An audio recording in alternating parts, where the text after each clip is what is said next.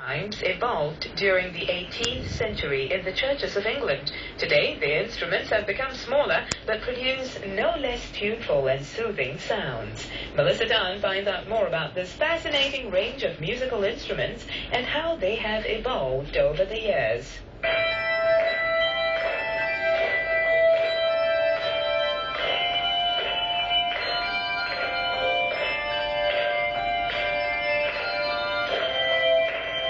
Bells are an integral part of traditional churches, especially during the Christmas season.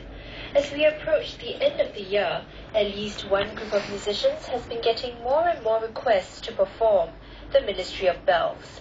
The music director of the group, Damien Lim, tells us more about the history behind this unique form of music. Traditional English handbells originates from England, the churches of England, from the 16th century, when these big giant bells are hanging on top of the churches. Whilst they were ringing for church service, they realized that these bells were rather in tune. So they decided to shrink these giant bells into hand sizes, and that's why we call it handbells now.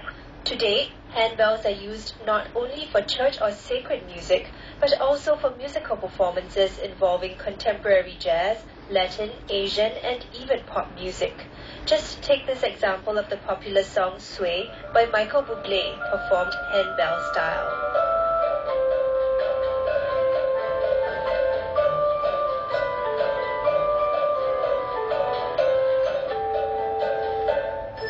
Damien shared with me some common techniques that handbell players use.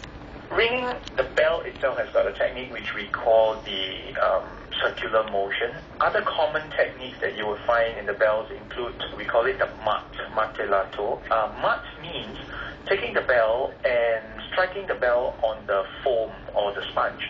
That would give us a dampened sound. That sounds like plop instead of ringing. A third technique is the thumb damp. There, the bell is rung with the ringer's thumb touching the body of the bell, dampening the bell so that it doesn't ring freely and fully.